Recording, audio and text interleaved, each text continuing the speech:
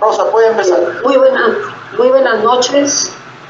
Soy la doctora Rosa Reategui y recibimos con un cordial saludo a todos los presentes al nombre de la Asociación Peruana de Uroginecología y Difusión del Trastorno Pélvico. Agradecer su presencia y también la presencia de nuestros invitados a este webinar, es el ultrasonido del piso pélvico. ¿Cuál es su utilidad? En esta oportunidad vamos a contar con la presencia de los doctores Miriam Rodríguez de Colombia, quien va a actuar como presidente, el doctor Alejandro Patillo de Chile, ginecobstetra, moderador en esta oportunidad, el doctor Román de Chile, quien va a ser expositor. También agradecer al laboratorio Tecnofarma por el apoyo en el uso de la plataforma GoTo, lo cual nos permite cumplir uno de los objetivos importantes en nuestra asociación, cual es el de la educación médica continua.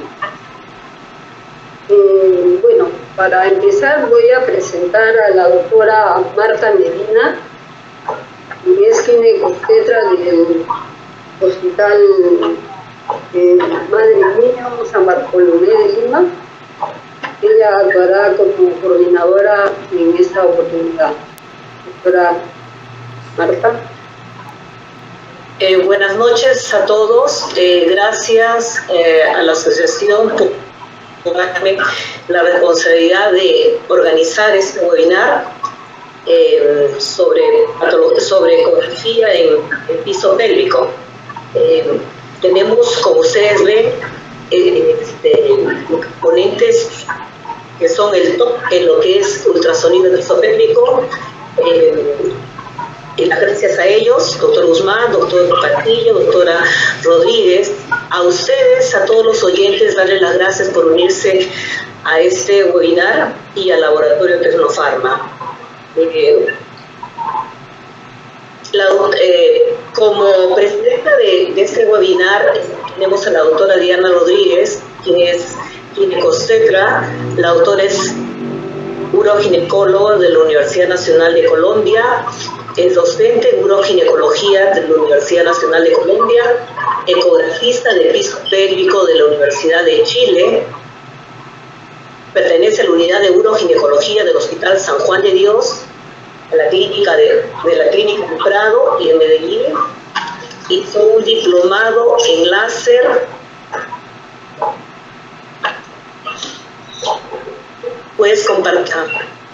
hizo un diplomado en láser y ecografía ginecológica en la Universidad Nacional de Colombia y es miembro de la Asociación Colombiana de Uroginecología y también miembro de la Asociación Latinoamericana de Uroginecología, y de la Asociación Internacional de Uroginecología, YUGA. Dejo a la doctora Diana, que va a empezar con... Gracias. Muchísimas gracias, doctora Marta. Muy buenas noches a todos, esperamos que se encuentren muy bien en sus casas.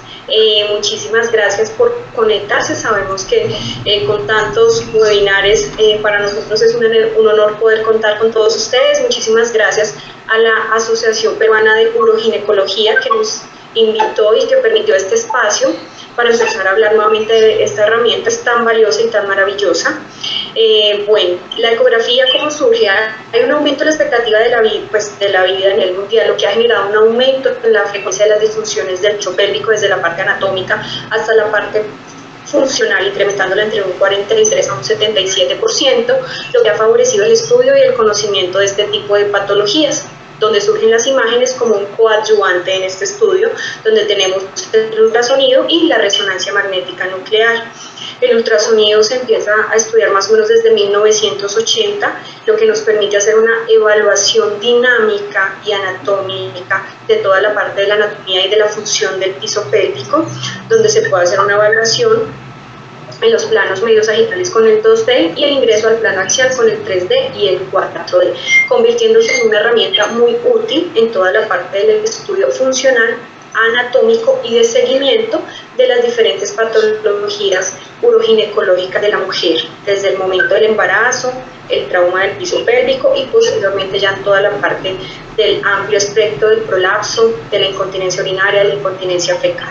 Para mí realmente es un gusto y un honor poder presentar al doctor Alejandro y compartir este espacio también con el doctor Rodrigo Guzmán, quien es mi mentor y él lo sabe, y aprovecho este espacio porque realmente es un excelente docente. Espero que disfruten de estos minutos para que se apasionen y encuentren múltiples utilidades que nos puede brindar esta herramienta. Pasamos con el doctor Alejandro Patillo. El doctor es uroginecólogo,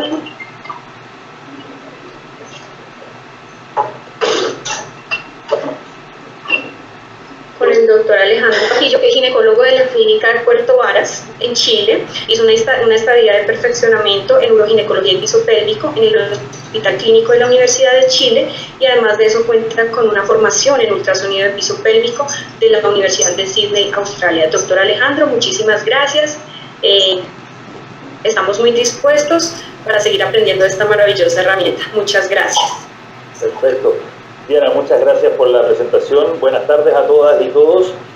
Para mí es un gusto estar a cargo de moderar la sesión de hoy. Quiero agradecer también, antes de empezar, a la Asociación Peruana de Uroginecología y Disfunciones de Piso Pélvico, en especial a la doctora Marta Medina y a la doctora Rosa Roategui por habernos invitado hoy a participar de esta sesión que ha tenido una excelente acogida en el público. Normalmente a un moderador le corresponde distribuir el tiempo entre varios expositores. Hoy la charla principal, la verdad, que va a estar a cargo de un solo gran expositor, y por lo tanto mi trabajo va a ser más fácil, y por lo tanto se me ha pedido que haga una especie de preámbulo a lo que va a ser la presentación del doctor Guzmán, y como moderador me voy a encargar de que sus opiniones sean todas moderadas y no extremistas como a veces pueden serlo. Y más importantemente, para que ustedes puedan disfrutar al máximo esta sesión, va a ser mi rol, con la ayuda del equipo técnico liderado por Julio Ormeño, recoger y transmitir las inquietudes que ustedes planteen durante la presentación para la discusión final. Les pido para esto que durante la presentación del doctor Guzmán escriban sus preguntas a través del chat de la sesión y abordaremos al final las dudas que podamos. Hoy tengo el honor de presentarles a un gran amigo mío, el doctor Rodrigo Guzmán Rojas. El doctor Guzmán es profesor asistente de la Universidad de Chile, profesor asociado adjunto de la Universidad del Desarrollo en Santiago, es jefe de la unidad de piso pélvico de la Clínica Alemana de Santiago. Él, realizó su fellowship de uroginecología en la Universidad de Sydney y desde entonces ha trabajado constantemente en las áreas de imaginología del piso pélvico y de prevención del trauma obstétrico, siendo un pionero en estos temas a nivel nacional y regional. Y con el doctor Guzmán nos une una amistad de hace ya 12 años, y como ustedes ven, esta amistad ha estado siendo caracterizada por el deporte, como las fotos muestran en forma indesmentible. He tenido el privilegio de tenerlo como tutor y mentor en dos momentos de mi carrera. Durante mi formación inicial en uroginecología en el Hospital Clínico de la Universidad de Chile, Rodrigo se había convertido recientemente en el miembro más joven del equipo de uroginecólogos. Y fue muy importante mi aprendizaje, como suelen ser los staff jóvenes, llenos de energía y ganas de transmitir conocimiento, que en el caso de Rodrigo mantiene intactos hasta el día de hoy, además de la cabellera, como ustedes pueden ver, que no ha cambiado mucho en estos años. En ese lugar aprendí mucho de uroginecología, de cirugía, pero sobre todo de lo importante que es para nuestra área el trabajo en equipo multidisciplinario. Después tuve la fuerte suerte de poder viajar a Sydney para entrenarme en el ultrasonido de piso pélvico durante el tiempo que Rodrigo estuvo ahí.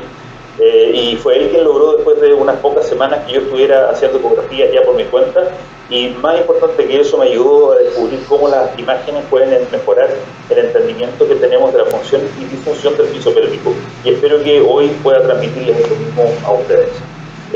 La persona que ustedes ven en la foto junto a nosotros es el profesor Hans-Peter Pitz, quien ha sido el principal desarrollador del ultrasonido piso pélvico a nivel mundial desde Sydney durante las últimas 2 décadas. Aquellos de ustedes que han asistido a algún congreso internacional de uroginecología seguramente lo han visto, porque no suele pasar desapercibido por su aporte. Para mí hoy el ultrasonido es una herramienta fundamental en la evaluación de mis pacientes, y esta es la parte que también quería compartir con ustedes. Se puede realizar con los mismos equipos de ultrasonido que usamos para obstetricia, y por lo tanto en el lugar donde he trabajado he podido llevarlo a cabo. Lo uso constantemente para diagnóstico, para planificación de tratamiento y evaluación de complicaciones de mis pacientes. Si bien por lo sofisticado de la realización del examen y de la información que aporta, creo difícil que su uso se extienda masivamente más allá de la subespecialidad de uroginecología. Las imágenes que obtenemos a través de él son un potente recurso visual, además, para la docencia, estudiantes de medicina, internos, becados de especialidad, pero de esto y de otras utilidades les hablará el doctor Guzmán en su charla y no quiero meterme, por lo tanto, en esos temas. Sí quiero traerles, antes del inicio de la charla del doctor Guzmán, una reflexión. La medicina durante los últimos años se ha volcado al respaldo por evidencia empírica de nuestra práctica diaria, lo que creo que ha sido un avance muy importante y benéfico, sin duda. Sin embargo, nos ha llevado a que en general nuestra primera reacción ante cualquier avance sea, bueno, pero entonces demuéstrenme cómo esto va a ser beneficioso para mi paciente. Y esto es una pregunta que solemos recibir cuando exponemos de este tema, digamos, del tema de ultrasonido. Y es una pregunta correcta, es una pregunta sensata, pero puede ser algo injusta, considerando que otros exámenes de uso rutinario que usamos en ginecología, en obstetricia, en uroginecología, ultrasonidos de todo tipo, ¿no es cierto?, estudios biodinámicos, se usan a diario sin evidencia que respalde realmente su uso. Y por lo tanto les quería mostrar esta imagen. Esta persona es Godfrey Hounsfield, es el creador de la primera máquina de tomografía computada que estuvo disponible comercialmente en el año 1972. Para el año 1980, o sea, 8 años después de que este producto recién salió al mercado, ya se habían realizado en el mundo más de 3 millones de tomografías.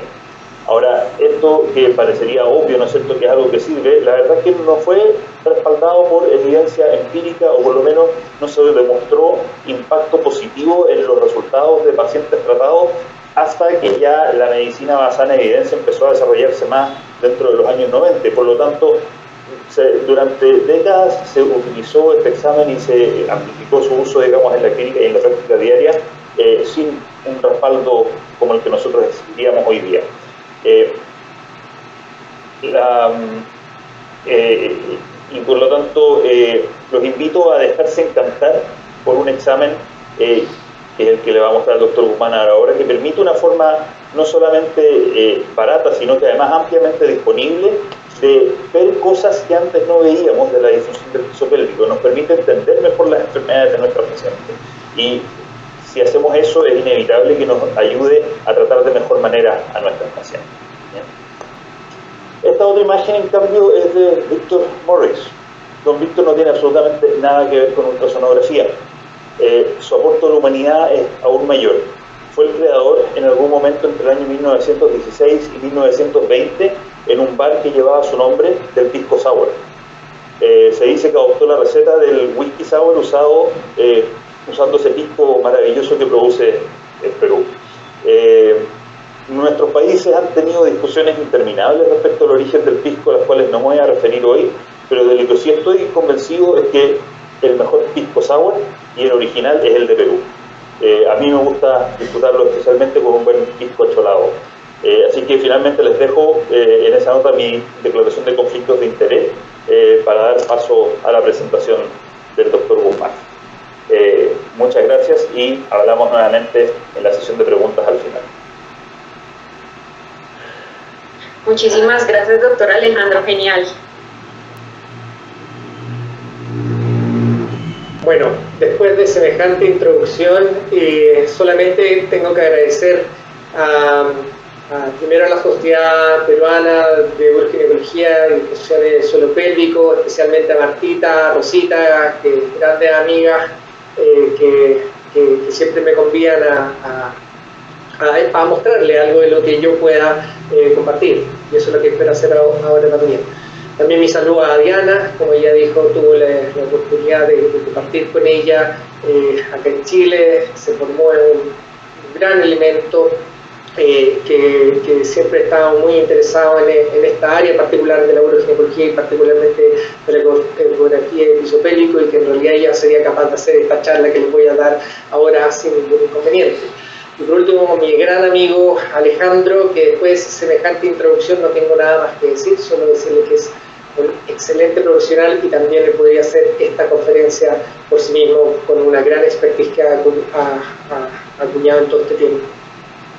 Bueno, pasemos al tema que nos convoca hoy, para después ojalá tener una conversación un poco más dinámica, con las preguntas que puedan surgir y que pueda canalizar Alejandro, y que ojalá entre los tres podamos responder, no solamente yo, Diana, Alejandro y yo tenemos la expertise total para responder todas sus consultas. Hoy día vamos a hablar de ultrasonido pisopélvico y vamos a tratar de transmitir cuál es la utilidad clínica. Estos son mis conflictos de interés. He recibido remuneración como speaker tanto para Minbright como para General Electric. A mí siempre me gusta partir, cuando hago la charla de ultrasonido, sobre cuál es la base de la medicina. La base de la medicina no solo es estudios complementarios, es hacer una muy buena anamnesis y un correcto examen físico. Con eso uno abarca gran parte de la unidad diagnóstica que uno puede generar, ¿cierto?, a partir de lo que está padeciendo una paciente. Y si fuera así, entonces, por ejemplo, cuando uno tiene una paciente con incontinencia y un esfuerzo tan evidente como lo que ustedes están viendo ahora, o una paciente, ¿cierto?, que tiene además un prolapso genital, donde uno simplemente con pedirle que realice una maniobra valsalva, uno puede evidenciar, ¿cierto?, el descenso de algunas de las paredes vaginales, como ustedes ven acá, ¿cierto?, en este caso una paciente que tiene evidentemente un descenso del compartimento anterior, ¿cierto?, un citocele. Uno diría entonces, ¿por qué entonces deberíamos utilizar ultrasonido? ¿Cuál es la aplicación? Y eso es lo que pretendo, ojalá, lograr transmitirle en los minutos que estaremos compartiendo hoy en la noche. Partir de la base, es un examen que no es muy sofisticado. Requerimos una máquina de ultrasonido que la verdad en todas partes tenemos. Por supuesto, si uno quisiera avanzar en tecnología, va a querer tener equipos de mejor calidad y eso es óptimo, pero la verdad es que con un equipo básico de ultrasonido que cuente con un modo B, que permita dividir la pantalla, ¿cierto?, que cuente con el Synology, con un transductor curvo de entre 3 a 6 MHz, que son los transductores que utilizamos para hacer la ecografía abdominal o la ecografía obstétrica, y más una impresora de registro o algún método de registro, para hacer un análisis inicial. Por cierto, ya les dije, si uno quisiera tener o pudiese tener acceso a mayor tecnología como ecógrafos o máquinas que cuentan con tecnología 3D, eso es óptimo. Y vamos a hablar de eso también en esta charla. Lo básico es tener el transductor convexo. Yo les voy a hablar del ultrasonido transperineal, en donde utilizamos este tipo de transductor. Hay otras aproximaciones al ultrasonido, como es el ultrasonido con transductores endocavitarios 360 que reconstruyen con un transductor dentro de la vagina del suelo pélvico. Yo voy a hacer la charla de la ecografía transperineal con este tipo de transductor, para lo cual nosotros necesitamos simplemente abundante gel que lo ponemos sobre el transductor, lo cubrimos con algún medio que permita mantener el higiene del paciente. A mí me gusta utilizar mucho el film plástico que utilizamos para en la cocina, ¿cierto? Con eso lo cubrimos y nuevamente ponemos gel y nos apoyamos sobre el perine de la paciente de esta forma, ¿cierto?, en sentido vertical, apoyándonos en nuestra paciente, que en general le vamos a pedir primero que orine, ¿cierto?, que si tiene deseo de defecar, ojalá defeque, para partir nuestro examen. La vamos a poner en posición de cúbito dorsal, en posición ginecológica tradicional de litotomía, y lo que vamos a tener que tratar de aspirar primero es ver un corte medio sagital de la hemipelvis. Una paciente en bipedestación estaría en esta posición, estando acostada, ¿cierto?, en la posición de litotomía. Vamos a tener esta orientación de la pelvis de la paciente, en donde nosotros nos vamos a apoyar con el transductor de esta forma, pero en nuestro monitor la imagen se verá de esta manera, ¿ok? Vamos a tener la síntesis del pubis que nos va a quedar en el extremo superior izquierdo de esta pantalla. Vamos a tener acceso a la uretra, a la vejiga, al útero, canal vaginal, cuerpo perineal, canal anal y músculo elevador del ano hacia posterior. Esto es lo que vemos. Esta es la realidad que va a aparecer en nuestro monitor, nuevamente, sínfisis del pubis, la uretra que se ve en reposo como una estructura anecogénica, ¿cierto? Y un asa anecogénico, la vejiga que se va a ver más o menos contrastada dependiendo de la cantidad de líquido que tenga dentro, el útero que también se va a poder ver mejor o peor dependiendo de si es una paciente premenopáusica o posmenopáusica, el canal vaginal que debería estar colapsado, que a veces logra verse un poquitito la entrada del gel a través del introito. Acá está el cuerpo perineal, el canal anal, la ampolla rectal y el músculo elevador. ¿Ya? Eso es lo primero que vamos a ver en nuestro monitor al partir nuestro examen, es decir, con un corte medio sagital de la pelvis de la paciente. Vamos a partir entonces desglosando todas las cosas que nosotros podemos ver a través del ultrasonido. Vamos a partir por el compartimento anterior, vejiga y útero.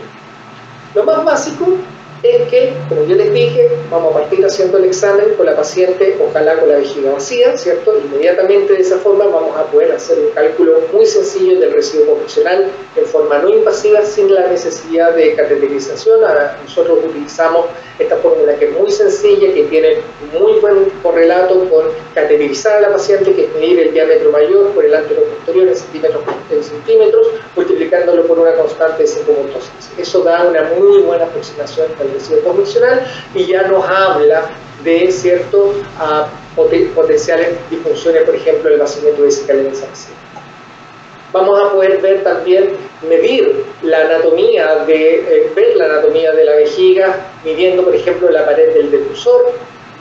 Para hacer el cálculo de cuánto es el grosor de la pared del detrusor, nosotros vamos a utilizar 3 medidas en sentido perpendicular del espesor del músculo del detrusor, desde la mucosa hasta la serosa, y calculando un promedio de 3 medidas a nivel del tomo de la vejiga, vamos a poder estimar cuánto es el grosor. Esto nos ayuda a determinar, por ejemplo, pacientes con engrosamientos del detrusor que tienen una asociación con vejiga de Lucho o una vejiga hiperactiva, por ejemplo. A veces podemos encontrar anomalías bastante evidentes, ¿cierto?, del grosor del detrusor, como por ejemplo ustedes ven acá en esta paciente que tiene hipertrofia de una zona particular de la vejiga y que puede estar dada también, por ejemplo, en contexto de una vejiga de lucha. Como es un examen dinámico, eso es una maravilla que tiene el ultrasonido, y como nosotros podemos grabar videos, podemos ver lo que está ocurriendo. Lo que estamos viendo acá es nuevamente nuestro corte medio sagital, el sínfisis del pubis, uretra, vejiga, canal vaginal, ampolla rectal, músculo elevador del ano. Esto está en reposo y nosotros ahora a la paciente le vamos a pedir que realice una maniobra de Valsalva y vamos a poder ver cómo todas las estructuras blandas de nuestra pelvis, ¿cierto?, se movilizan. Lo que nos va a dejar, va a quedar siempre estático son las estructuras óseas, en este caso la sínfisis del pubis, pero todo el resto de las estructuras de tejido blando se van a movilizar y en este caso vamos a poder ver cuánto es, por ejemplo, el grado del descenso del cuello vesical.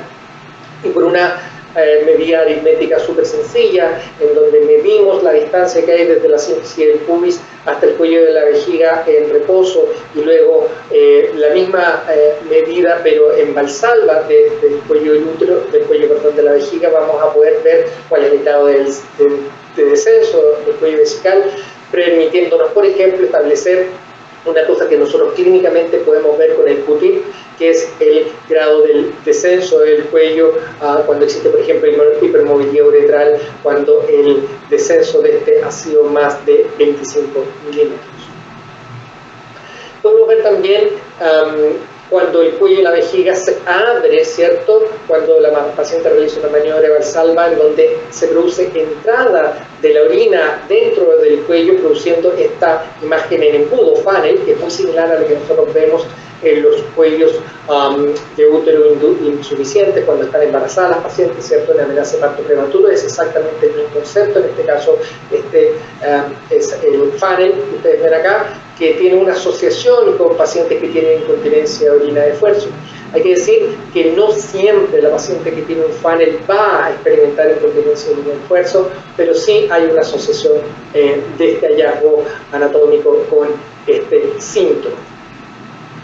Nosotros al activar la modalidad Doppler, podemos ver también y objetivar con video cuando el paciente pierde orina, como ustedes están viendo acá. Ustedes ven cómo el paciente al realizar la valsalva y activando el Doppler podemos ver cómo se produce la salida de orina, que básicamente es lo mismo que ustedes vieron en el video anterior cuando partí haciendo la exposición, que se le pedía a la paciente que realizara tos una maniobra valsalva y se le escapa algo.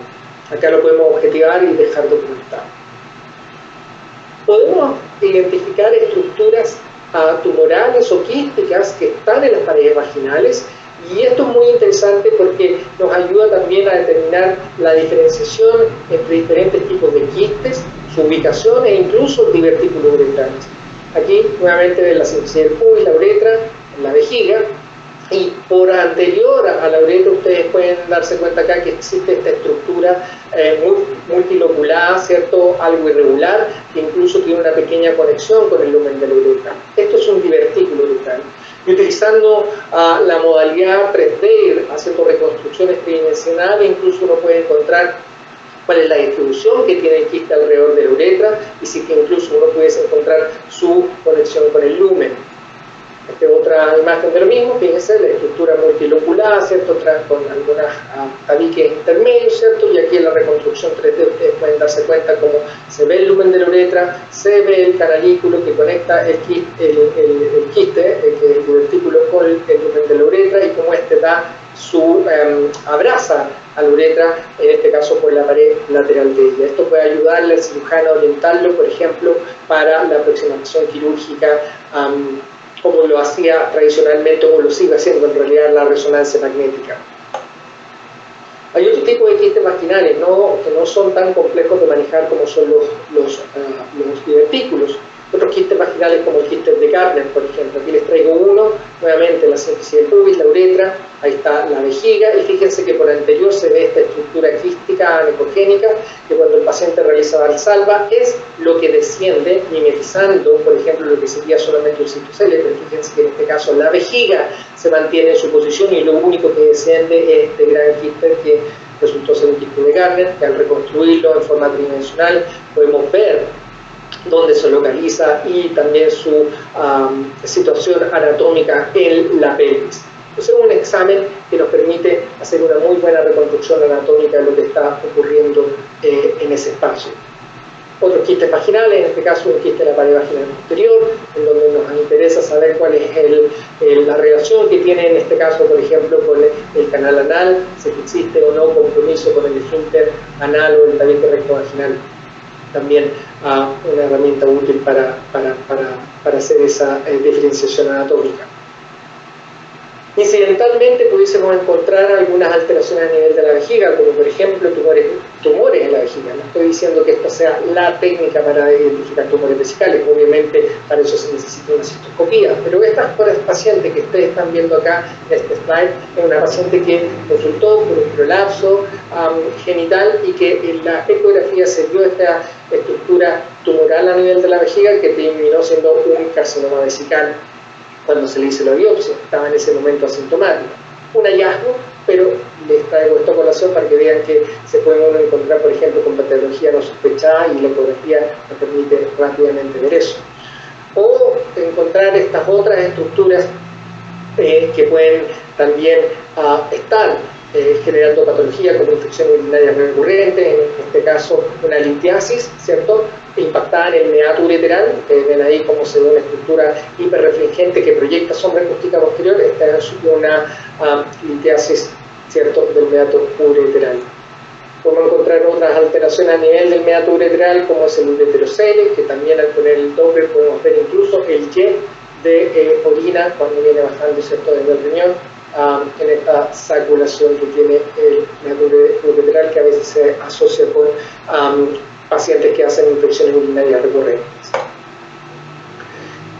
Ya les dije que un estadio dinámico nos permite realizar maniobras de valsalva y ver qué es lo que está pasando, ¿cierto?, con el descenso del órgano pélvico, pero también nos permite valorar la contractilidad del piso pélvico de forma visual. Aquí van a ver cómo la paciente realiza una maniobra de contracción. Fíjense nuevamente acá que la sínfisis del pubis se mantiene inamovible, ¿cierto? Porque es una estructura ósea y el resto del tejido blando se moviliza cuando la paciente contrae su suelo pélvico. Nosotros tenemos diferentes medidas que nos permiten cuantificar el grado de contractilidad que tiene esa paciente, como es el ascenso y elevación del cuello vesical, el acortamiento de la distancia que existe entre la sífisis del pubis y el ángulo ano-rectal, ¿cierto? Y ustedes pueden ver como en reposo el leor del ano está bastante más distante que cuando contrae, donde se acerca el leor del ano hacia la sífisis del pubis. También la apertura del ángulo de la placa elevadora, que también cuando cambia de orientación produce una apertura de esta. Y en la reconstrucción tridimensional, en donde evaluamos el hiátulo genital, podemos ver cuánto es el grado de reducción que tiene el hiátulo genital, ¿cierto?, cuando la paciente contrae su suelo pélvico.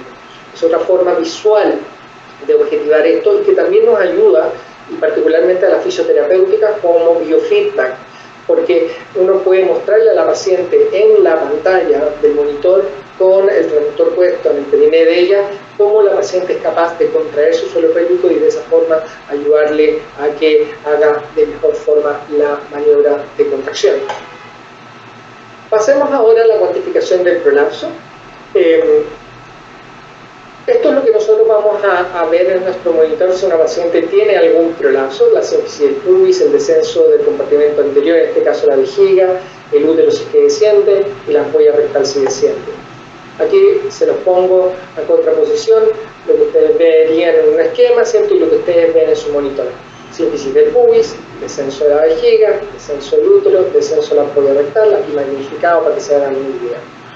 Nosotros, para cuantificar el grado de descenso de órganos pélvicos, necesitamos una línea de referencia que es esta que ustedes ven acá, que pasa desde el borde ínfero-posterior de la sífisis del pubis. Nosotros la trazamos con una línea horizontal y vamos a establecer que todas las estructuras del suelo pélvico, vejiga, útero o recto, que queden por dentro de la sífisis del pubis van a tener una valoración positiva, versus cuando hay descenso de alguna de estas estructuras que va a tener una valoración negativa. Esto es re importante cuando ustedes lean la literatura porque puede llevar un poco a confusión, ya que el POC-Q es totalmente lo contrario.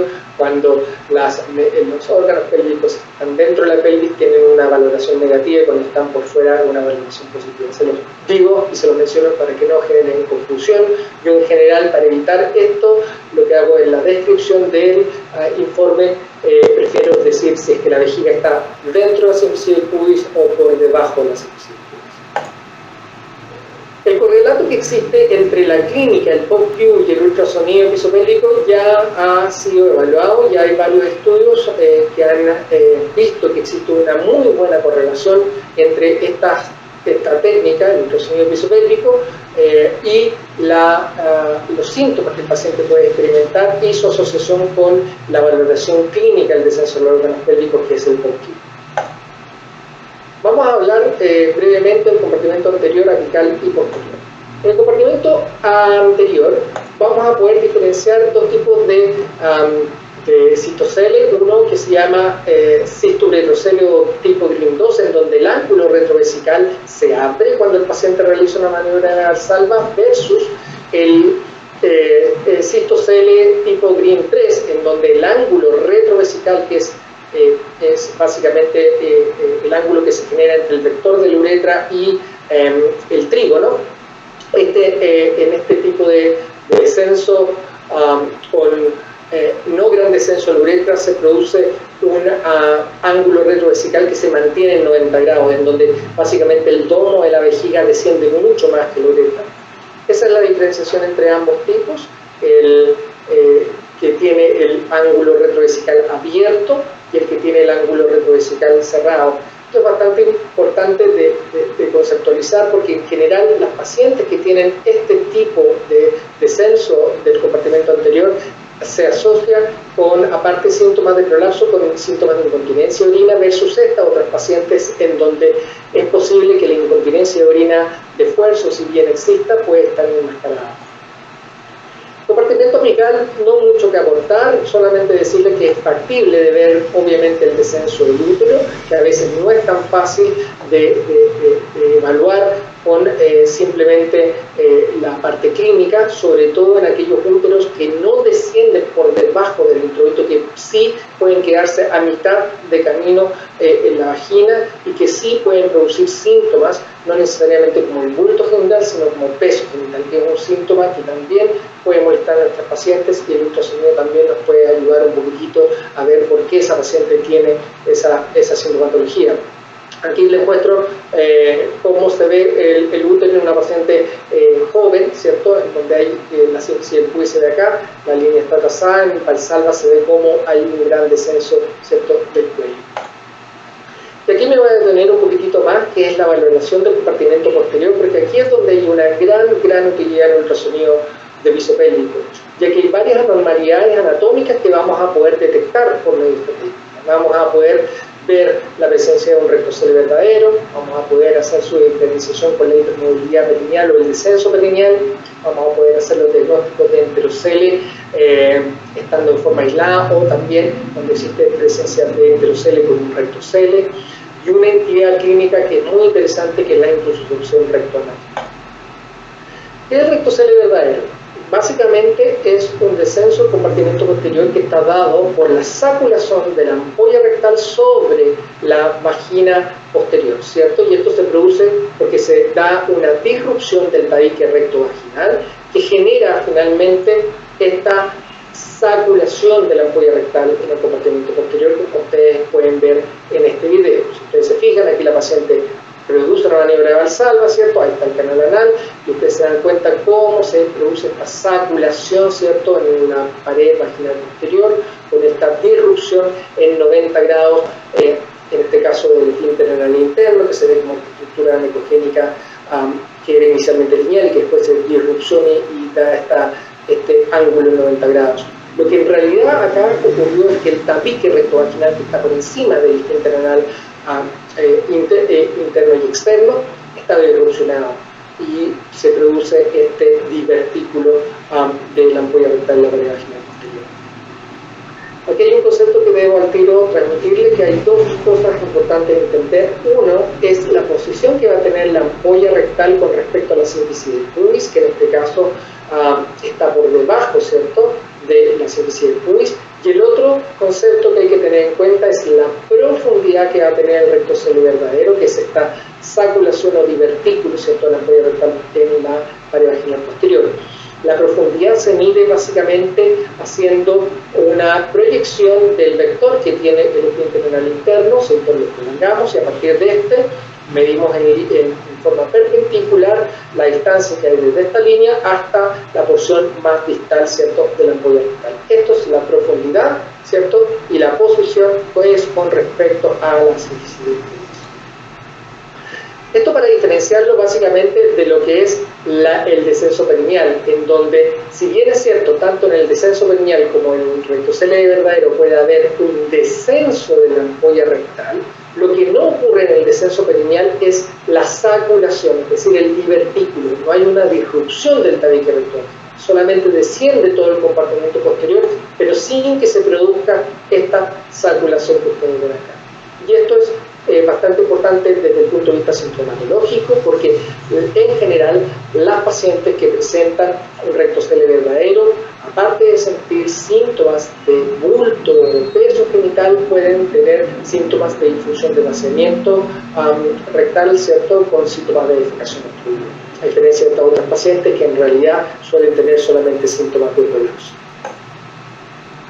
Ya les había mencionado que vamos a poder también identificar a aquellas pacientes que son portadoras de enteroceles aislados. Nuevamente aquí está la sínfisis del pubis, la uretra, la vejiga, acá está el canal anal y esta es la ampolla rectal, y quiero que focalicen su atención en esta estructura que va a estar acá en medio, que si se fijan en reposo se mueve el hiperaltismo, y cuando el paciente realiza la Valsalva desciende por debajo de la sínfisis del pubis, pero en este caso puntual la ampolla rectal se mantiene en su sitio y la vejiga también se mantiene en su sitio, es decir, no hay un descenso ni de la ampolla rectal ni de la vejiga, pero sí de toda la avanza intestinales. Aquí vamos a ver la presencia de un recto enterocele, ahí está la sínfisis del pubis, y aquí podemos ver cómo las asas intestinales descienden, pero a la vez también descendió acá parte de la mucosa de la ampolla rectal, produciéndose tanto un rectocele verdadero como un descenso, ¿cierto?, de la ampolla rectal, y en este caso un descenso del intestino, que se dice small bowel, ¿cierto?, caracterizando al enterocele. Este es otro recto enterocele más dramático, canal anal. Aquí se va a producir el rectocele, pero fíjense que cuando puja más la paciente se produjo el rectocele y pasan todas las masas intestinales, ¿cierto?, por el anterior, produciéndose el recto enterocele. Ya les mencioné también esta otra entidad clínica muy interesante, que es la intususcepción rectal. Este es el canal anal, este es el músculo leordelano, ahí se ve la vejiga. Aquí se va a ver parte del cuello del útero, que es fácilmente identificable por quistes de Naud. Y fíjense que cuando la paciente realiza la maniobra valsalva, lo que va a ocurrir es que la estructura que está acá atrás, que son masas intestinales, está intentando salir de la pelvis, pero no a través de la vagina, que estaría acá. Fíjense que las masas intestinales están haciendo presión sobre la ampolla rectal, produciendo una apertura del canal anal. Y estas pacientes en general, cuando van a defecar y hacen su maniobra valsalva, que no deberían hacer para defecar, lo que hacen es apretar, ¿cierto?, un contenido intestinal en contra de las masas intestinales y generan secundariamente entonces síntomas de defecación obstruida. Este es otro caso bastante interesante. Aquí les estoy mostrando la síntesis del pubis, la uretra, la vejiga. Este es el útero, ahí está el cuello del útero, canal anal, y fíjense cuando el paciente realiza la valsalva y se ve el canal endocervical, que es lo que pasa con la ampolla rectal y el canal anal. Ahí tienen las asas intestinales y fíjense que la paciente puja, y en vez de tratar de salir las asas a través del canal vaginal que está acá, intenta salir a través del canal anal. Acá es mucho más claro, esas son asas intestinales, y fíjense cómo ella puja, produciendo, ¿cierto?, la compresión del canal anal, la ampolla rectal, generando síntomas de defecación obstruida. Todo lo que les he mostrado prácticamente hasta ahora puede ser evaluado simplemente con la tecnología 2D. Les mostré algunas fotos o algunos slides con tecnología 3D, pero de verdad la mayor parte de las cosas pueden ser vistas con tecnología 2D.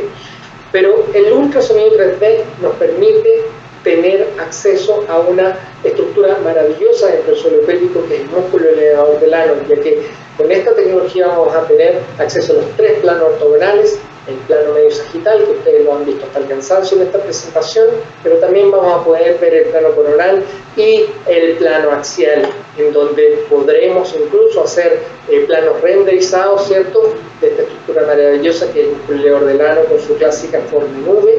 Ahí está la rama inferior del pubis, está la uretra, ese es el canal anal, y como ya les mostré, el músculo elevador del ano con su clásica forma de nube. ¿Y por qué es importante evaluar este músculo? Bueno, porque este músculo lamentablemente en el momento del nacimiento de los bebés puede ser lesionado. Y esto es algo que no es nuevo, se conoce desde el año 1938 a partir de la publicación en este libro del doctor Joseph Delis, en donde hizo una muy bonita descripción de lo que ocurría en algunos casos después de un parto vaginal, y particularmente un parto operatorio por forceps, en donde el músculo se puede ver desgarrado. Aquí que ilustró lo que dijo el doctor Delis, estuvo un poco equivocado, porque aquí pareciera ser que pasó un vampiro y le pegó un mordisco al músculo. Lo que en realidad ocurre es una desinserción del músculo, de su attachment, ¿cierto?, de la rama inferior del pubis. Y si bien es cierto, nosotros podríamos tener acceso a evaluar esto en forma clínica y evidenciarlo en el momento del parto, la mayor parte de las veces no se ve. Para tener acceso al músculo elevador del ano tenemos que tener una gran laceración de la mucosa vaginal, de alguna de las paredes laterales de la vagina. Y aquí les muestro justamente eso, 2 pacientes que tuvieron una gran laceración de la mucosa vaginal, de la pared lateral derecha en este caso, pero que son muy diferentes entre sí. Si ustedes se fijan en esta paciente que hice el desgarro vaginal simple, que pareciera que no fuera nada de simple, ¿por qué es simple? Es porque debajo de la mucosa ustedes ven esta estructura rojo reculeante que se ve perfecta. Esto que ustedes ven ahí es el músculo. A diferencia de esta otra paciente, en donde ustedes ven esta estructura amarillenta. ¿Qué es eso? Eso es grasa. Y si ustedes están viendo la grasa, quiere decir que el músculo ya no existe. Esto es una desinserción del asco rectal o parte del músculo leor del ano de la rama inferior del pubis. Pero como les dije, esto mismo que ustedes están viendo acá pudiera estar dándose en una paciente en donde la mucosa vaginal está completamente entera. ¿Y cómo lo sabemos? A través de los estudios de imágenes. Los estudios de imágenes por medio de la resonancia magnética fueron los primeros que nos dieron cuenta de esto, pero el ultrasonido también nos da cuenta de esto. Y esto es uno de los papers seminales del Dr. Bitts, en donde hizo un seguimiento a todas las pacientes, a un grupo de pacientes, antes de que tuvieran su parto con una ecografía de piso pélvico y después de su parto, y veía lo que pasaba. Estos son solamente 2 casos que aparecen en el paper, en donde vemos a la paciente antes del parto, ¿cierto? Que ya les mostré del plano axial por el músculo leor del ano indemne, y después de su parto por forceps, en donde ustedes pueden ver que ya la anatomía no está completamente normal. Ustedes pueden ver acá que hay una estructura aneupogénica, ¿cierto? Como saca bocado, en donde se perdió la continuidad del músculo, ¿cierto? Es decir, hay una desinserción de la rama inferior del pubis del músculo. Esto es lo que conocemos como una avulsión. Y aquí otro caso, ustedes pueden ver una paciente que, si bien es cierto, tiene un hiato urogenital bastante más amplio que esta otra paciente antes de su parto, el músculo se ve completamente normal, ¿cierto? Con la clásica forma en V, pero después de su parto, un parto normal, podemos ver que lamentablemente el músculo tanto izquierda como a derecha perdió su inserción de la rama inferior del pubis a ambos lados. Nosotros, para hacer la valoración de la magnitud del trauma del elevador del ano, utilizamos una herramienta de software que trae las máquinas de ultrasonido, que es un ultrasonido tomográfico, en donde podemos hacer cortes a diferentes niveles de cualquier estructura anatómica, y aquí lo que nos interesa es ver el músculo elevador del ano, y para eso, haciendo cortes desde el plano de mínima dimensión del hiato urogenital, vamos a poder evaluar básicamente cuál es la extensión, ¿cierto?, del trauma que tiene este músculo. Y en este caso podemos ver dónde está el asterisco, donde se ha perdido en todos los slides que ustedes están viendo, en todos los cortes, la anatomía normal, versus su contraparte contralateral, ¿cierto?, en donde ven que se ve totalmente normal. Esto es una avulsión completa. ¿Y por qué es importante la avulsión? Bueno, porque es un link que nos explica en gran medida por qué se genera el prolapso de órganos pélvicos. Recordemos que el prolapso de órgano pélvico es multifactorial, no es solamente una causa, pero el parto es uno de los principales factores de riesgo. Y se ha visto a través de diferentes estudios, solamente uno que publicó el Dr. Bitts en el año 2008, que cuando una paciente tiene la presencia de una avulsión del leor del ano, tanto unilateral como bilateral, hay un riesgo mayor para que esa paciente desarrolle en el futuro un prolapso del compartimento anterior, un cistocele, un prolapso del compartimento apical, es decir, prolapso uterino, y no tanto, pero sí un poco del compartimento posterior, ya que la fisiopatología del rectocele es un poquito distinta. Tiene que ver más con la disrupción del tabique rectovaginal. Pero sí, definitivamente es un factor de riesgo para prolapso del compartimento anterior y apical. Y más allá aún, sabemos que las pacientes que son portadoras de avulsión del leor del ano tienen más riesgo, después de ser sometidas a una cirugía reconstructiva de piso pélvico, a tener una recidiva anatómica posteriormente. Fíjense que el riesgo relativo para presentar un cistocele mayor estadio 2 por POC-Q o un cistocele significativo desde el punto de vista ecográfico, cuando existe una avulsión unilateral o bilateral, es hasta 4 veces más que en una paciente que no presenta avulsión.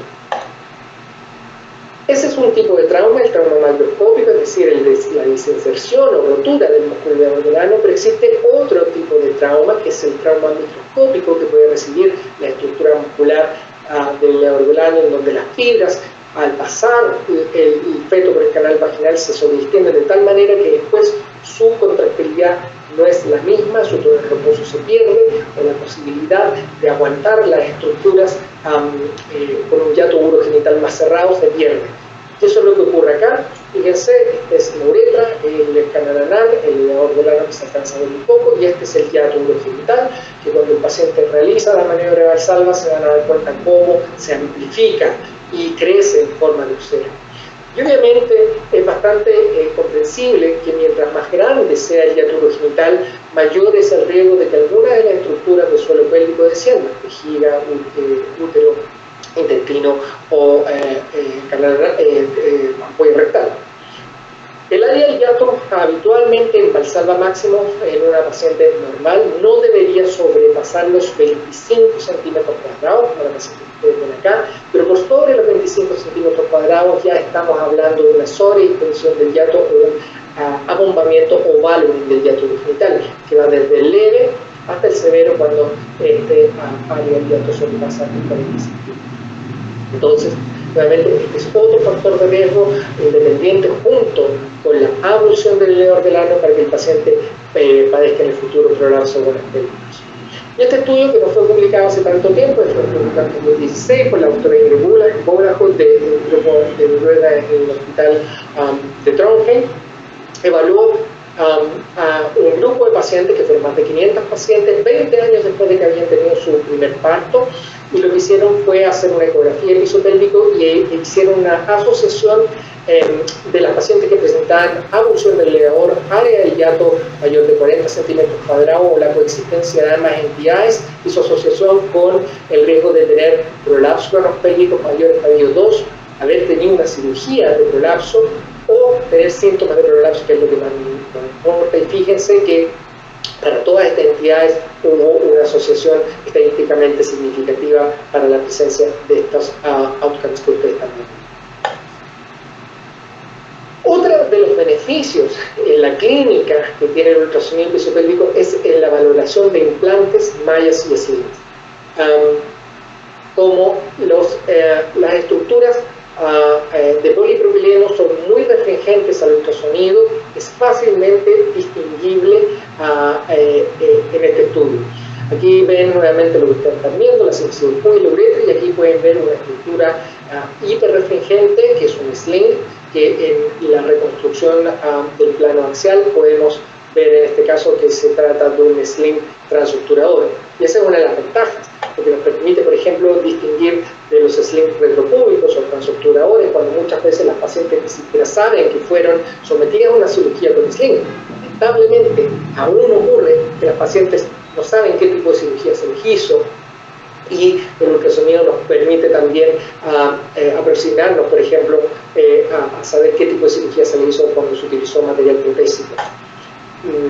Como un examen dinámico, nosotros podemos ver cómo se comportan los slings. Fíjense, aquí ven ustedes cómo el sling se mueve junto con la uretra cuando el paciente realiza una maniobra de Valsalva. El sling, por estar libre de tensión, no se mantiene estático, se moviliza, pero sí diferentes estudios han demostrado que, si bien es cierto el sling se moviliza, se produce una verdadera compresión dinámica contra la uretra. Y eso para un tema totalmente por sí solo a discutir, que el tiempo que tenemos hoy día no nos da para abarcar más, pero les cuento que efectivamente el entendimiento de cómo funcionan los slings desde el punto de vista fisiopatológico, el ultrasonido ha sido muy importante para ello. Cuando los slings quedan mal posicionados o el paciente presenta síntomas, ¿cierto?, de diferente índole, dolor o urgencia, por ejemplo, de nuevo posterior a un sling, uno pudiese apoyarse en un ultrasonido para ver qué es lo que está ocurriendo. Y aquí podemos ver, por ejemplo, que un sling quedó torcido, que un sling quedó asimétrico, en donde uno de los brazos está pasando muy cerca del rapto esfínter, que podría ser, por ejemplo, el origen de síntomas de urgencia de nuevo, como les indiqué. Podríamos ver cuando los slings pasan peligrosamente cerca del lumen o transfixian el lumen, como ustedes ven acá, en el plano medio sagital, que uno lo sospecha inmediatamente porque ve la estructura de la uretra y transfixiando la neta por el centro se ve el sling, y en la reconstrucción del plano axial ustedes pueden ver cómo este sling, por ejemplo, pasó medio a través del lumen de la uretra. Podemos ver aquí una paciente que fue sometida a una sección del sling de años posteriores, ya que no se sacó todo el sling, uno de los brazos, por ejemplo, perforó el lumen del uretra. Podemos ver cuando los slings no quedan posicionados en el tercio medio de la uretra, el sling habitualmente en el tercio medio uretral debería quedar posicionado como ustedes están viendo acá en la flecha, pero en este caso el sling está muy cefálico y está prácticamente a nivel del cuello de la vejiga. Eso es muy importante para ver pacientes que puedan tener disfunciones de vaciamiento o incluso dolor.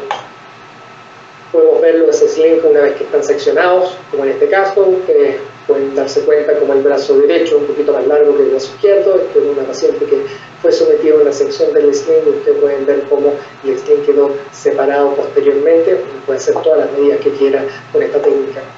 Podemos ver cuando las pacientes tienen presencia de dos slings, aquí ven uno, aquí ven otro. Podemos ver si es que uno fue de tipo retropúbico, uno fue de tipo transobturador, si está seccionado o no, etc.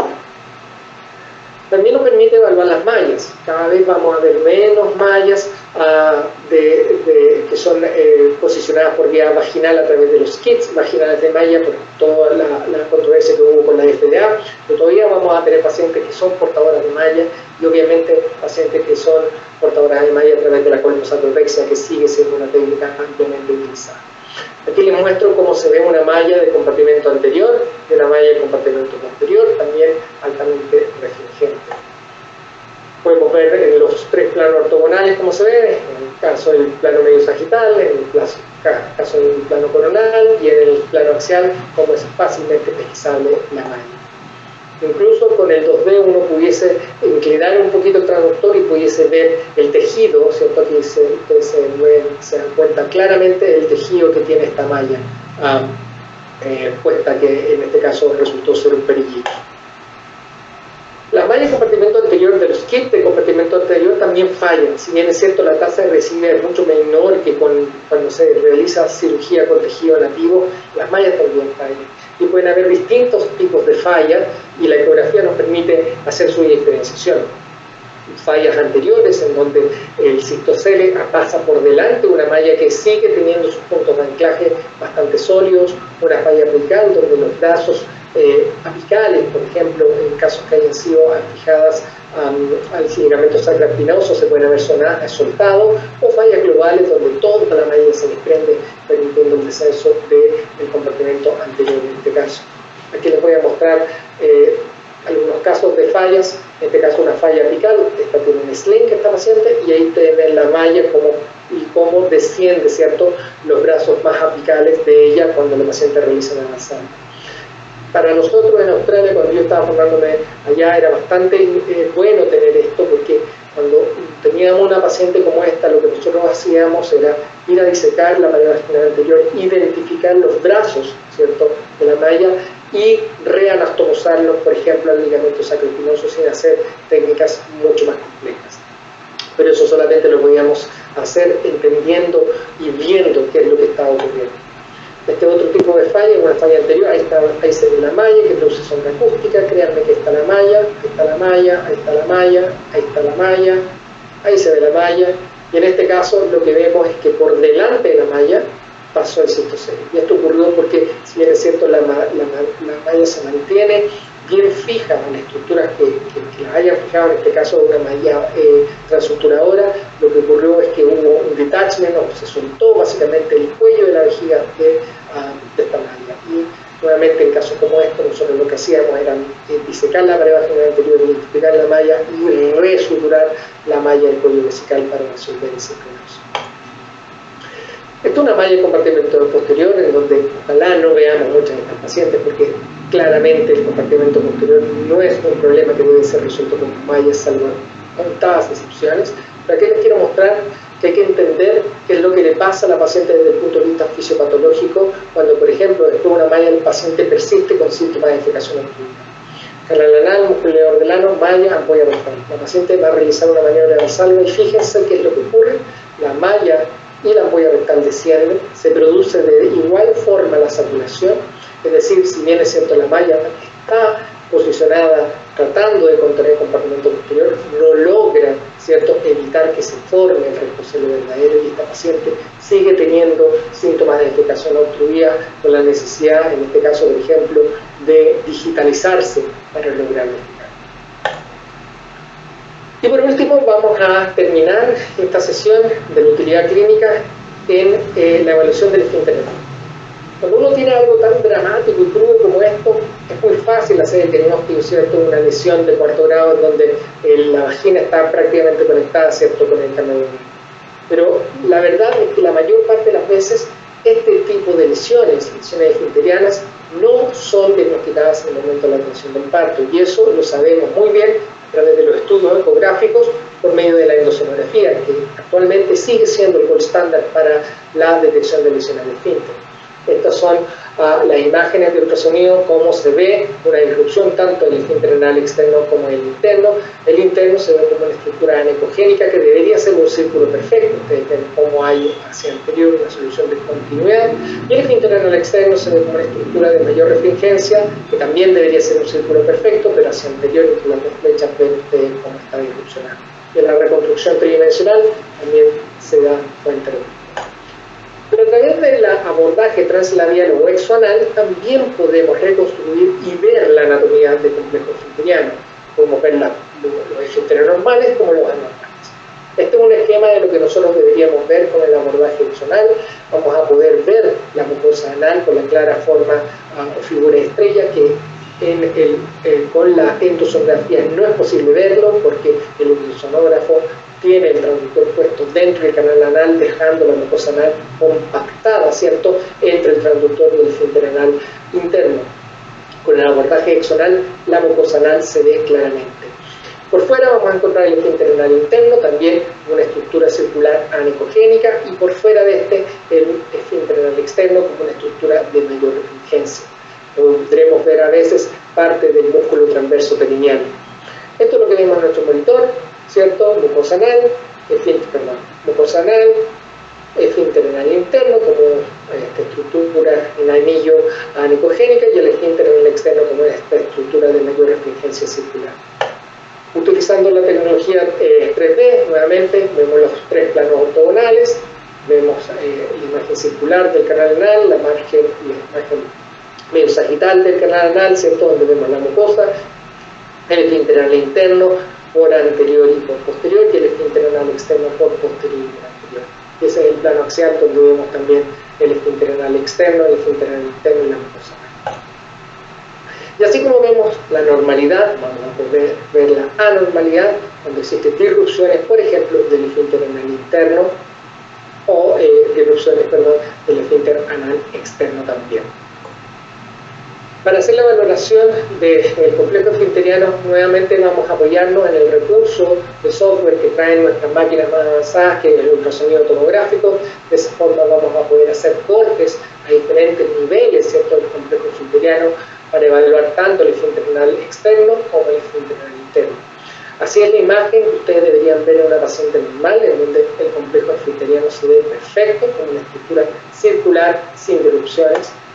Así es como se ve una paciente que tiene una lesión del esfínter anal externo, que nosotros podemos graduar en grados, ¿cierto?, y haciendo una comparación con la endosonografía, si la disrupción que ustedes ven tiene una apertura de ángulo mayor de 30 grados, vamos a llamarla como significativa, ¿cierto? Y cuando esta lesión compromete al menos 2/3 del largo total del esfínter anal externo, en general está asociado con síntomas de incontinencia fecal. Y así es como vemos las lesiones del esfínter anal interno, en donde tenemos que ampliar un poquitito los intervalos intercortes para lograr extendernos a través de todo el canal anal y así poder ver cuál es el grado de lesión que puede tener en este caso el esfínter anal interno, como ustedes ven ahí que se ve disrupcionado. Este estudio a mí me gusta mucho, uno de los papers que más me gusta, que tuve la oportunidad de publicar con el Dr. Pitts, que al igual que lo que él hizo con el músculo leordelano, nosotros lo hicimos pero para evaluar el esfínter anal.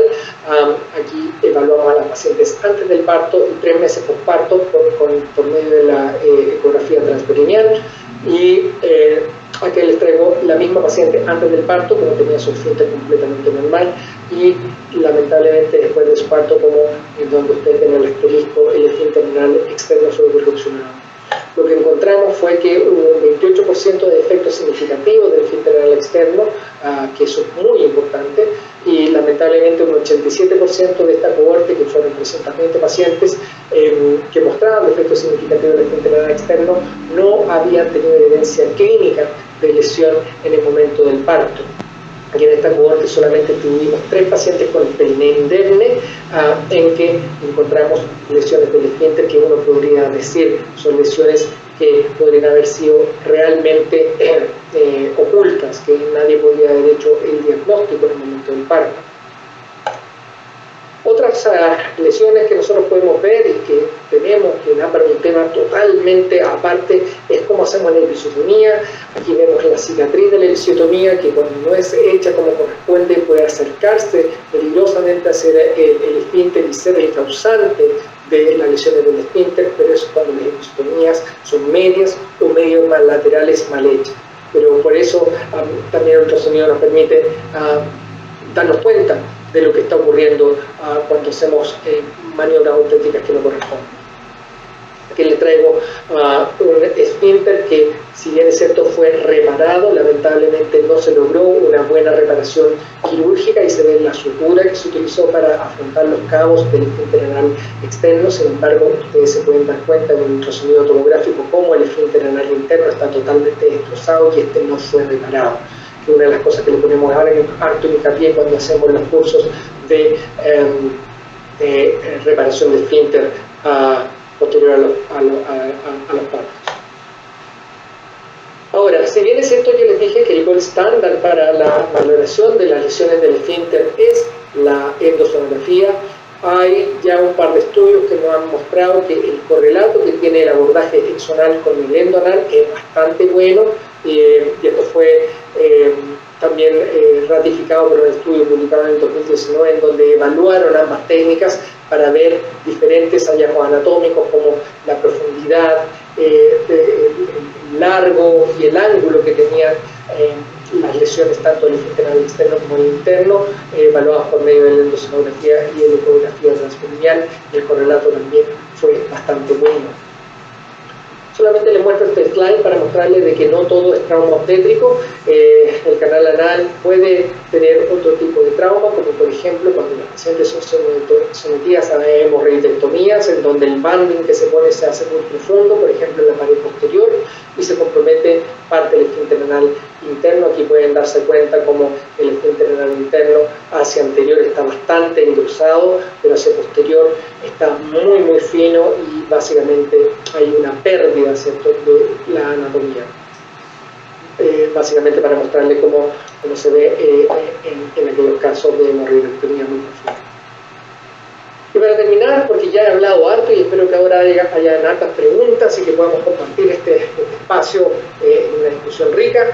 ¿Por qué deberíamos utilizar el ultrasonido? Básicamente porque es de fácil acceso a uso. Si bien es cierto no está masificada esta técnica, es cosa de que la gente tenga más interés y empiece a formarse en esta técnica, ya que las máquinas que tenemos todos en nuestros centros nos permiten hacer este abordaje. El costo es limitado por la misma razón, es un examen muy bien aceptado por la paciente. La paciente en general no tiene gran reparo con este estudio, salvo alguna paciente que puede ser portadora de la vulvodynia, en donde puede haber algo de dolor, pero en general el test es muy bien tolerado por el paciente. Permite el estudio en tiempo real, permite documentar, ¿cierto?, lo que está ocurriendo a través de video o de imágenes. Es un estudio dinámico, ¿cierto?, que les dije lo de la documentación anatómica y funcional por medio de imágenes o videos.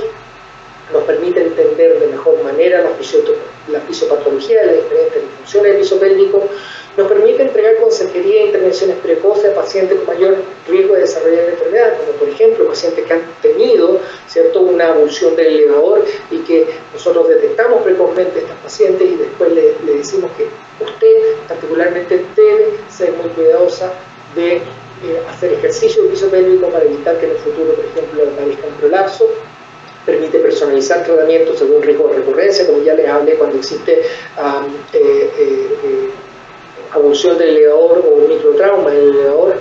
Permite seleccionar, por ejemplo, pacientes de mayor riesgo a hacer terapias más novedosas, estudios experimentales, ¿cierto?, en poblaciones de riesgo, nos permite hacer el diagnóstico diferencial de algunas patologías, identificar patologías no sospechadas, nos permite un estudio completo de las diferentes lesiones quínticas que pueden existir en el canal vaginal, nos permite evaluar el trauma obstétrico del piso pélvico, nos da información adicional, nos permite la visualización de las mallas y ver también sus potenciales complicaciones y, por cierto, nos permite seguir avanzando en el conocimiento a través de la investigación. Muchas gracias por la atención, espero en estos breves minutos haberlos ilustrado brevemente de la utilidad de esta maravillosa herramienta que tenemos, que es el ultrasonido visual. Muchas gracias.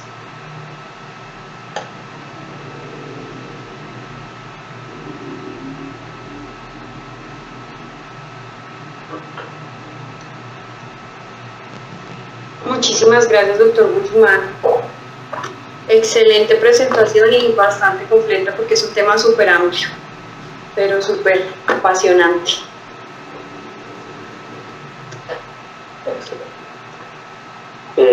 Bueno, a continuación vamos a mencionar algunas de las preguntas que nos ha hecho el público. Hemos recibido algunas preguntas interesantes y creo que sería bueno que las preguntas las planteáramos en forma abierta para ser contestadas en forma alternada por todos los que estamos participando. Preguntan,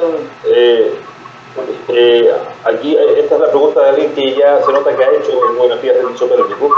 Uno de los participantes, Cristian Navarro, dice que en múltiples ocasiones en el plano sagital ha visto en la uretra imágenes hiperecogénicas puntiformes que en la uretroscopía no se evidencian o no tienen ningún correlato cistoscópico. Y la pregunta de Cristian es a qué corresponden esas imágenes. Rodrigo, que tiene un concepto. Respóndela tú, Alejandro. Esa parte tú ya he hablado mucho, responde.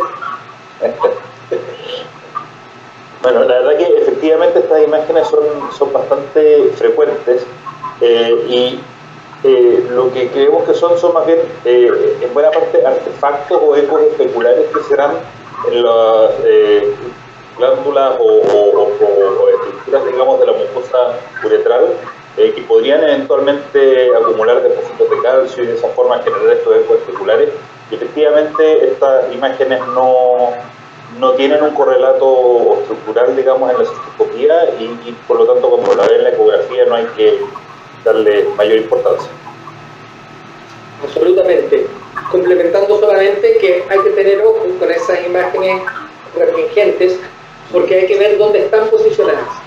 Cuando están posicionadas hacia el lumen, ¿cierto? Uno ve el haz, se ve más hipocogénico. Cuando están hacia el lumen no hay ningún problema, pero ojo cuando estén en el rapto esfínter. Si se ve eso mismo en el rapto esfínter, podría ser un divertículo inicial. ¿Y por qué? Porque cuando se está formando el divertículo, muchas veces el contenido del divertículo es denso y se torna más hiperrefringente. Es lo único que uno tiene que tener la salvedad, porque yo he hecho un par de divertículos muy pequeñitos que son muy difíciles de ver, que han sido a partir de esta imagen. Pero efectivamente, como dice el Alejandro, esta imagen hiperrefringente que están hacia la mucosa de la uretra, lo vemos muy frecuentemente y no debemos informarlo porque son absolutamente benignas. Y la otra cosa que yo agregaría, además de eso, es que durante la evaluación sirve mucho la parte dinámica, en la cual uno hace un barrido por todo el plano sagital y luego hace una evaluación coronal que le ayuda a uno a delimitar bien y a hacer una mejor descripción y delimitación de las imágenes. Y la variación en la ganancia también podría ser útil en su estudio. Hay otra pregunta que nos pregunta por la comparación entre resonancia y ecografía de piso pélvico.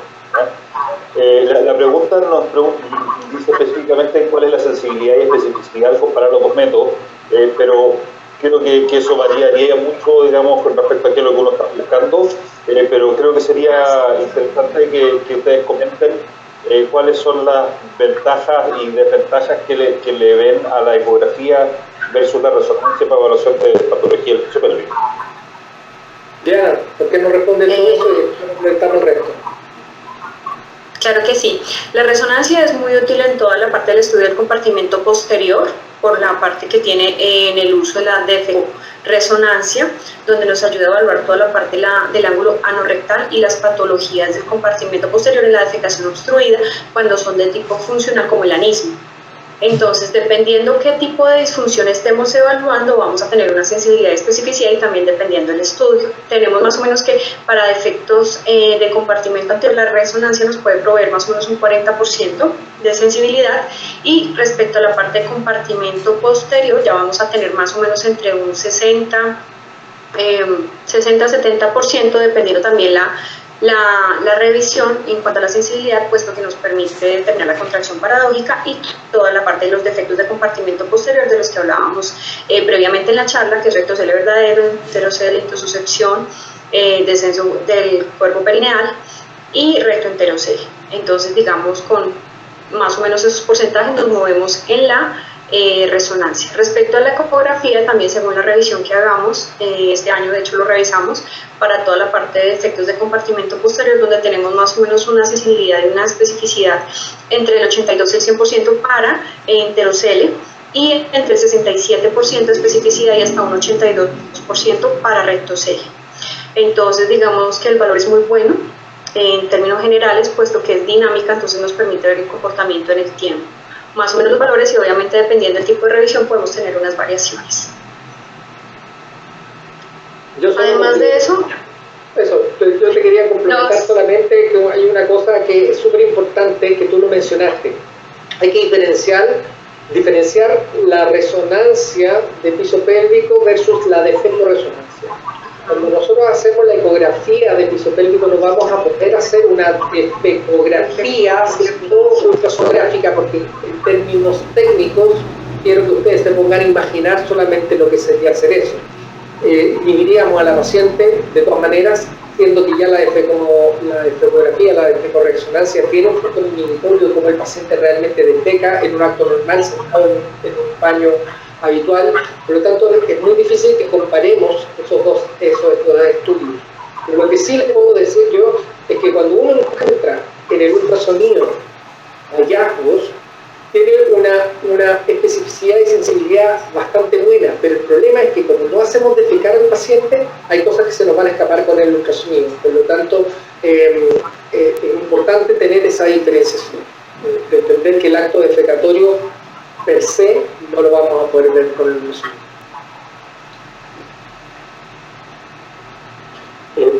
Yo quería preguntarle a ambos, a Rodrigo y a Diana,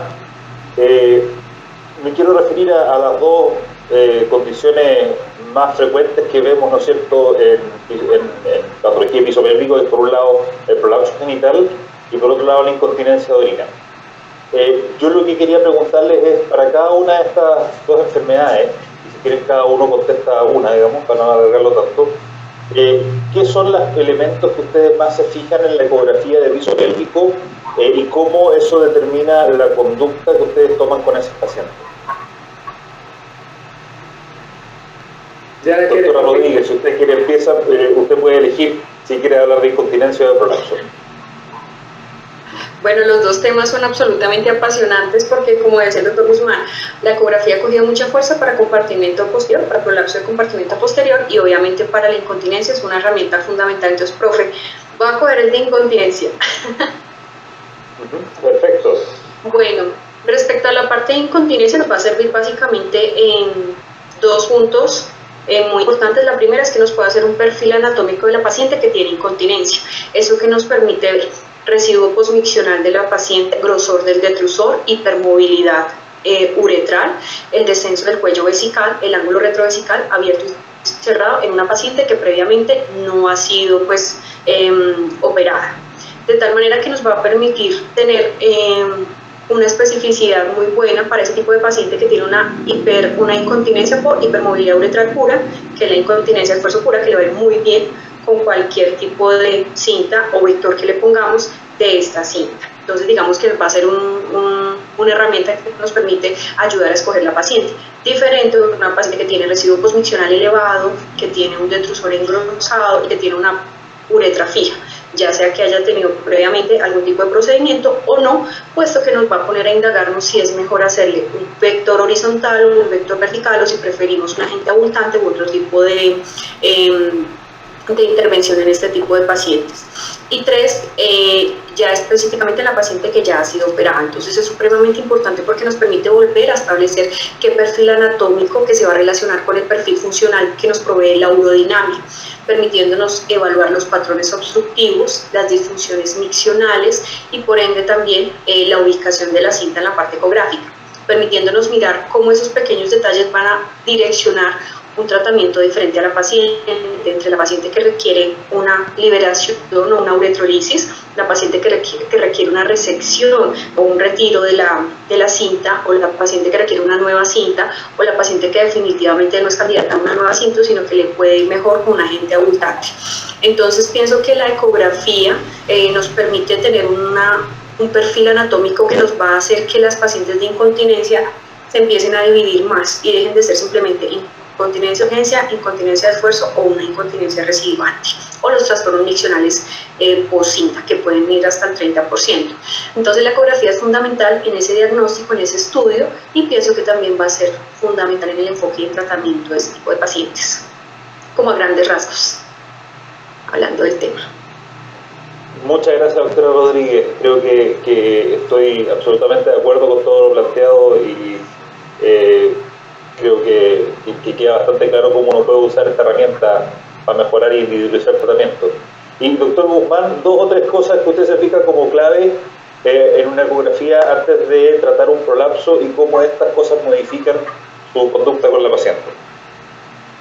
Bueno, básicamente entregarme información adicional que me va a permitir al paciente decirle cuál es el riesgo, por ejemplo, que tiene de recurrir de una cirugía con tejido nativo, veces que es portadora de abulsión del león del ano, eso lamentablemente le lleva al paciente mayor riesgo de recurrencia. Y eso le sirve en este momento como información adicional. Para que ustedes sepan, en Australia, nosotros los pacientes que tenían abulsión del león las metíamos en un protocolo en donde a ellas le poníamos una malla o no una malla, de alguna forma para seleccionarlas como pacientes realmente candidatas para el riesgo de recurrencia. Eso ahora no lo hacemos, porque no le ponemos malla, en general por vía vaginal, pero sí le podemos dar información del grado de recurrencia, para que lo tengan ampliamente.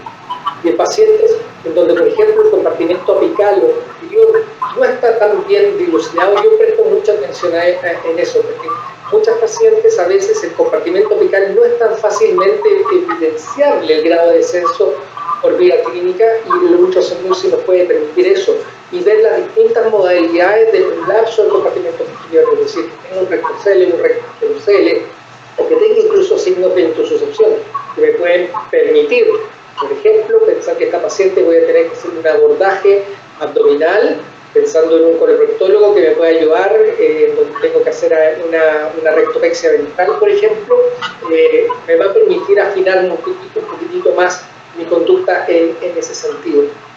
Y otra cosa que también me sirve bastante, y lo he visto varias veces, son para los pacientes que se presentan en la clínica diciendo que tienen síntomas de prolapso, sin embargo el clínico no es capaz de ver descenso en las paredes vaginales. Y eso muchas veces ocurre cuando hay una gran coactivación del león del ano, o el paciente es examinado básicamente en decúbito y ni siquiera se pone de pie. Nosotros con la ecografía la podemos hacer no solo en decúbito, que es como que le mostré, sino que podemos poner de pie al paciente. Y eso es una gran ventaja, porque eso permite que la coactivación del músculo león del ano se minimice y nos muestre a ciencia cierta lo que el paciente está experimentando. Que a veces no es tan fácil de ver, insisto, en decúbito, y a veces puede pasar oculto a los clínicos. Eso básicamente, Alejandro. Muchas gracias. Tenemos algunas preguntas puntuales interesantes también del público. Bueno, una pregunta fácil y rápida de contestar. Nos preguntan si es posible visualizar o evaluar la fascia o el estado de la fascia según la ecografía del piso pélvico, y voy a tomarme al tiro la palabra y decir que no es posible. Uno podría en el fondo evaluarlas indirectamente, como mostraba el doctor Guzmán, ¿no es cierto?, en el compartimento posterior, que uno lo que ve es la protrusión del recto hacia adelante por la ausencia de fascia, pero no es posible ver la fascia misma. Por lo tanto, eso es un ejemplo de cómo uno podría evaluar la presencia o ausencia de la fascia, pero sin ver la fascia exactamente. Nos preguntan también por el uso de ecografía de piso pélvico durante el embarazo y también específicamente en el trabajo de parto, que tiene otras aplicaciones distintas a evaluación de piso pélvico. Yo no sé si ustedes quieren compartir alguna experiencia al respecto. Sí, de todas maneras, el tema de la ecografía en el trabajo de parto es un tema apasionante que también en los últimos años ha cobrado bastante fuerza. Así que, por ejemplo, en el congreso que vamos a tener acá en Chile de la Sociedad Chilena de Ultrasonografía, vamos a tener un bloque solamente para hablar de ecografía en trabajo de parto, que yo voy a moderar particularmente. Es porque la ecografía nos permite varias cosas. Primero que nada, saber la variedad de posición, cuando uno tiene la dificultad técnica, ¿cierto?, por el cabalgamiento de la sutura, y es una herramienta muy fácil y realmente es muy sencillo de evaluar eso, porque básicamente cuando nosotros vamos a tener a una paciente que va a ser sometida a un parto operatorio, ya sea con vacuum o con forceps, eso es una cosa vital, que es fundamental. Y hay bastante buenos predictores actualmente. Hay un paper que salió publicado el año pasado que nos habla de diferentes ángulos que se hacen en relación al núcleo central del pubis, ¿cierto? Y su relación con la presentación cefálica para el éxito o fracaso de un parto operatorio, por ejemplo, o el éxito o fracaso de que tenga finalmente un parto vaginal. Por lo tanto, es una herramienta que yo creo que hay que considerar y que es tan fácil de obtener porque ahí no necesita 3D, necesita solamente una ecografía 2D que es muy fácil de hacer. La verdad que sí, es una muy buena herramienta. Otra pregunta rápida, Diana y Rodrigo, que creo que es importante aclarar. Preguntan si es posible reparar la avulsión del tubo rectal.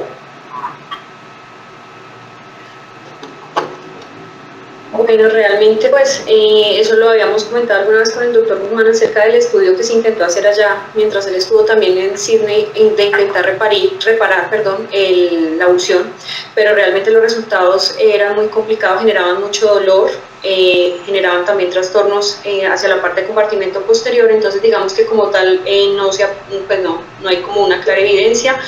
Hace poco el doctor estuvo leyendo acerca como del sling que están utilizando también como cubo rectal, pero pues digamos que no tengo una técnica claramente definida para esto, no. Acá hay dos escenarios. A ver, una cosa es detectar la avulsión en el momento del parto, como esas imágenes que yo le mostré. Hacer la reparación en ese momento es un fracaso seguro, se ha intentado, el doctor Bates lo ha intentado, pero piensen ustedes que el músculo está totalmente fiable, está edematoso, ustedes lo van a agarrar con sutura o lo que sea, a la rama inferior del pubis, se les da así, fracaso. Y una reparación secundaria también se ha intentado hacer, como decía Diana, y los resultados no fueron muy buenos, porque para necesariamente tratar de reanastomosar el músculo a la rama inferior del pubis, si uno solamente le pasa punto al músculo, el músculo se rebana, porque piensen ustedes que está soportando todo el suelo pélvico y está bajo constante tensión. Por lo tanto, había que ponerle una malla. Y ponerle una malla generaba mayor riesgo de erosión, dispareo, etc. Por lo tanto, los estudios, los resultados fueron bastante malos.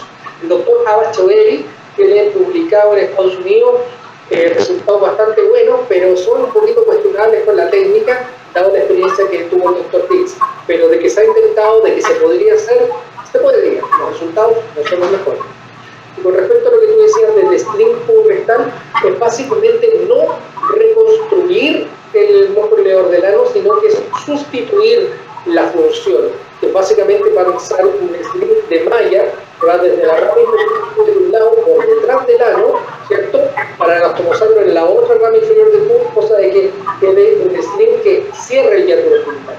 Yo tuve la oportunidad de participar en ese estudio haciendo varios casos de eso, de hecho, y la verdad que los resultados eran provisorios, pero también están exentos de complicaciones. Por lo tanto, todavía creo que es una técnica que está un poquitito en pañales y que falta más para decir que se puede utilizar como tal.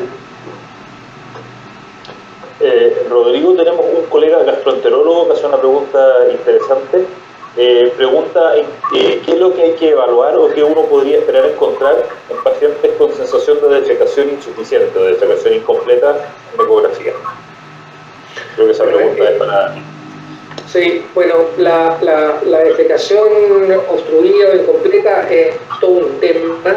Todos sabemos que cuando una paciente se presenta en la clínica por algún tipo de infusión, generalmente el compartimento posterior queda muy atacado, ¿no? El paciente no relata espontáneamente mucho los síntomas. El paciente con prolapso, incontinencia urinaria, puede tener incontinencia fecal cuando uno le pregunta directamente o síntomas de defecación obstruida.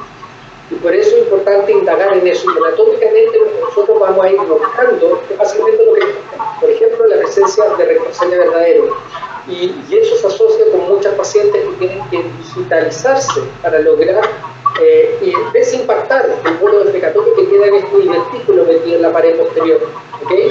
Y además nos hemos visto suscepción, porque a veces uno pudiese no encontrar grandes alteraciones clínicas anatómicas de compartimento posterior. Sin embargo, cuando vemos la ecografía, vemos como ese enterocele, en vez de pasar a través de la vagina, está tratando de pasar a través del canal anal, y nos pudiese explicar los síntomas que el paciente padece. Siempre me fijo en eso particular.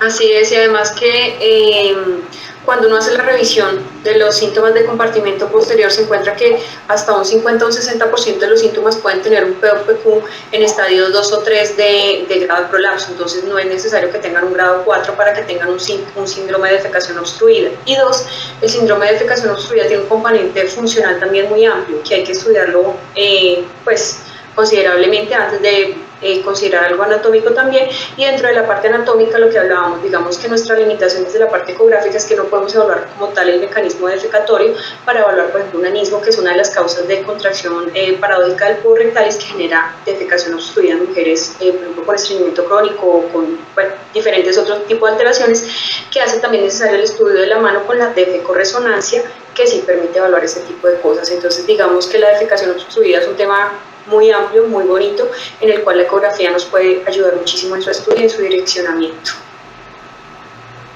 Muchas gracias, doctora. Rodrigo, tenemos muchas preguntas también acerca de hay varias preguntas respecto al uso de la ecografía posparto y embarazo. Hay gente que pregunta, por ejemplo, si se recomendaría hacer una ecografía en forma de rutina, digamos, después de cada parto. Me gustaría que comentaran un poco el concepto de clínica perineal, que yo sé que tú adoptaste de tu estadía en Australia y que me tocó días allá, y de cómo uno podría tratar de mejorar los resultados del parto vaginal a la gente. Bueno, es un tema súper interesante. Yo estoy abocado en básicamente eso, porque lo primero creo es aprender a diagnosticar bien, ojalá clínicamente, las lesiones de esfínter, porque sabemos que si se hace un buen diagnóstico, las lesiones de esfínter no deberían ser identificadas por endocrinología, sino que a través de solamente poner el dedo en el canal anal y el esfínter está disfuncionado. Y eso requiere un seguimiento especial, porque esas son pacientes que lamentablemente sabemos que pueden tener síntomas de incontinencia fecal, no necesariamente inmediatos, sino que 10 años después, 20 años después, 30 años después, que van a afectar la calidad de vida del paciente.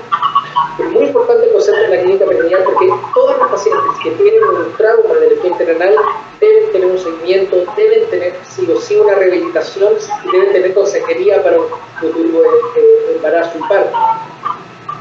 Yo sí, particularmente, me encantaría que todas las pacientes que tuvieran parto operatorio tuvieran una ecografía lisográfica, y eso yo lo haría de rigor para todas. Ojalá se lo pudiésemos hacer a todas las pacientes que tuvieron parto, obviamente es un poco más utópico si tuviéramos que seleccionar para pacientes de riesgo. Sabemos que lamentablemente el fórceps es el responsable del 50-60% de todas las evoluciones del león del ano y la misma cantidad de lesiones de esfínter. Por lo tanto, puede que ese grupo de pacientes particular son las que más se vean afectadas con anatomía alterada del piso pélvico, en donde la ecografía nos pudiese ayudar a entregar mejor consejería para esa paciente para prevenir síntomas o atacarlo de forma oportuna o entregar consejería, como les dije, para un futuro embarazo y parto.